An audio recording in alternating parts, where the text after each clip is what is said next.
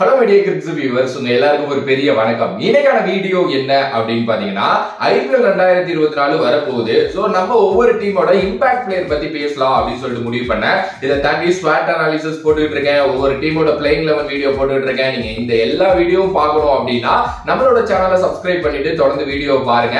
இன்னைக்கு CSK டீமோட impact players யார் யார் இந்த IPL 2024ல இருக்கிறதுக்கு சான்சஸ் இருக்கு அப்படினு சொல்லிட்டு தான் பார்க்க போறோம். ஃபர்ஸ்ட்லி வந்து பாத்துக்கிட்டீங்க அப்படினா துஷார் தேஷ்பாண்டே போன வருஷம் 16 மேட்ச்ல 21 விக்கெட் வந்து பாத்தீங்க அப்படினா துஷார் தேஷ்பாண்டே எடுத்திருந்தாரு. பர்பிள் கேப் ஹோல்டராவும் வந்து பாத்தீங்கன்னா மாறி இருந்தாரு. அண்ட் எகனாமி வைஸ்ல கொஞ்சம் அதிகமா போனாலும் ஓகேப்பா இந்த பையனை வச்சு தோனி ஏதோ பண்றாரு அப்படிங்கிற மாதிரி தான் நம்ம எல்லாருக்குமே இருந்துச்சு. பட் இந்த வருஷம் ஷர்துல் தக்கூர் உள்ள வந்துட்டதுனால துஷார் தேஷ்பாண்டேக்கு வாய்ப்பு கிடைக்குமா அப்படிங்கிறது வந்து தெரியல.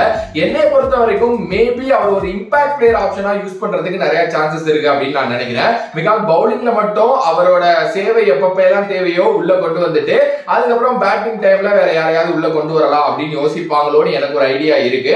சோ துஷார் தேஷ்பாண்டே வந்து பாத்தீங்கன்னா ஃபர்ஸ்ட் ஆப்ஷன். ரெண்டாவது பாத்துக்கிட்டீங்க அப்படின்னா அஜிங்கியா ரஹானே. எஸ், போன சீசன் அஜிங்கியா ரஹானே பயங்கரமா ஆடினாரு. குறிப்பா மும்பைக்கு அகைன்ஸ்டா மும்பைல வச்சு ஒரு சம்பவம் பண்ணாரு பாருங்க, மறக்கவே மாட்டேன்.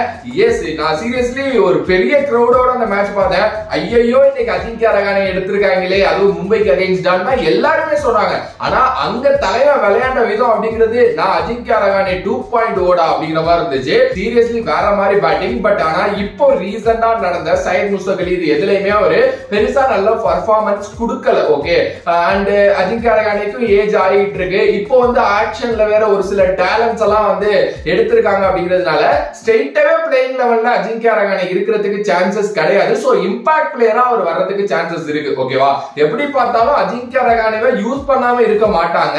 ஆனா அது ஒரு இம்பாக்ட் பிளேயர் ஆப்ஷனா இருக்கிறதுக்கு தான் என்னை பொறுத்த வரைக்கும் நிறைய சான்சஸ் இருக்கு அப்படின்னு நான் நினைக்கிறேன். அதுக்கு அடுத்தபடியா சிவம் டூபே.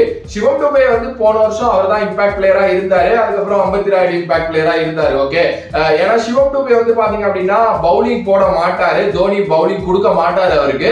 சோ அதனால வந்து சிவம் டூபே மேபி இம்பாக்ட் பிளேயர் ஆகிறதுக்கு நிறைய சான்சஸ் இருக்கு.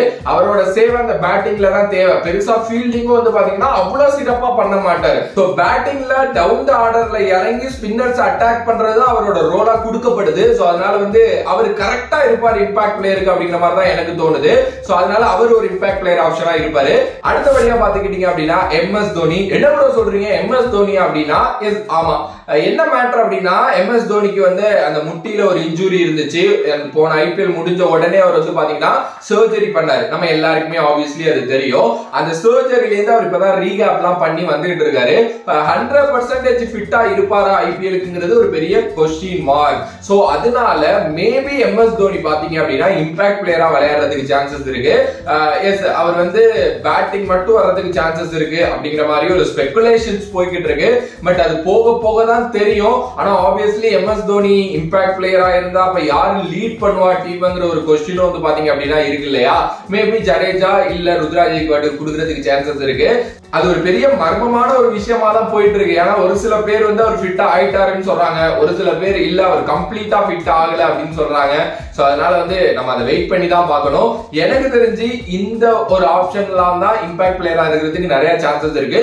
மேபி உங்களோட கருத்து மாறுபாடா இருக்கலாம். அப்படி மாறுபாடா இருந்துச்சு அப்படின்னா ஒன்னும் பிரச்சனை இல்லை, கமெண்ட் பாக்ஸ்ல கமெண்ட் பண்ணுங்க. அண்ட் இந்த வீடியோ உங்களுக்கு கண்டிப்பா பிடிக்கும். இது மாதிரி நிறைய வீடியோஸ் இதுக்கப்புறம் போடுறேன். சோ தொடர்ந்து நம்மளோட சேனலை சப்போர்ட் பண்ணுங்க. வேறொரு வீடியோல வேறொரு கான்செப்ட்ல உங்களை சந்திக்கிறேன். அனிதன் பாக்குறோம். This is VJ Money. Love you all. Stay safe மக்களே. நீங்கள் ஒரு இன்ஜினியரிங் இல்லை டிப்ளமோ ஸ்டூடெண்ட்டாக இருந்து உங்களுக்கு ஐடிக்குள்ளே போகிறது மிகப்பெரிய ட்ரீமாக இருந்துச்சு அப்படின்னா உங்களோட ட்ரீமை நினைவாக்கவே ராஜலட்சுமி எட்வர்ட்ஸ்லேருந்து Python, Java, data science, finance மாதிரி மார்க்கெட்டிங் டிமாண்ட் கோர்சஸ் வந்து நடத்துகிறாங்க. ஆல்ரெடி 500+ ஸ்டூடெண்ட்ஸ் இங்கே படித்து செமையான ஜாபில் இருக்காங்க. 30+ இண்டஸ்ட்ரியல் எக்ஸ்பர்ட்ஸ் வந்து பார்த்திங்க அப்படின்னா நம்மளோட ரீஜனல் லாங்குவேஜ் தமிழ் அண்ட் இங்கிலீஷில் கூட வந்து பார்த்திங்கன்னா சொல்லித்தராங்க. வீக்கெண்ட் கிளாஸஸ் இருக்குது, லைவ் ஆன்லைன் கிளாஸஸ் இருக்குது, record and pre record sessions இருக்குது, ப்ராக்டிக்கல் ஹேண்ட்லிங்காக இது எல்லாத்தையுமே சொல்லித்தராங்க. ரெஸ்யூம் எப்படி கிரியேட் பண்றது அப்படிங்கிறதுல இருந்து சாஃப்ட் ஸ்கில்ஸை டெவலப் பண்ணி இன்டர்வியூ ப்ராசஸ் வரைக்கும் எல்லாத்துக்குமே உங்களுக்கு வந்து பாத்தீங்க அப்படின்னா அசிஸ்டன்ஸ் கொடுக்குறாங்க. அஃபோர்டபுள் பிரைஸ்ல வித் 0 காஸ்ட் EMIல உங்களுக்கு வந்து பாத்தீங்கன்னா இதை சொல்லி தராங்க. 100% பிளேஸ்மெண்ட்ஸ் இருக்கு. பிகாஸ் 500+ கம்பெனிஸோட இவங்களோட டைப் இருக்கு. ஸோ உங்களோட கெரியரை லிஃப்ட் பண்ணணும் அப்படின்னு நினைச்சீங்கன்னா டிஸ்கிரிப்ஷன்ல இருக்கிற லிங்கை கிளிக் பண்ணி நீங்க ஜாயின் பண்ணுங்க அண்ட் கெரியரை லிஃப்ட் பண்ணுங்க.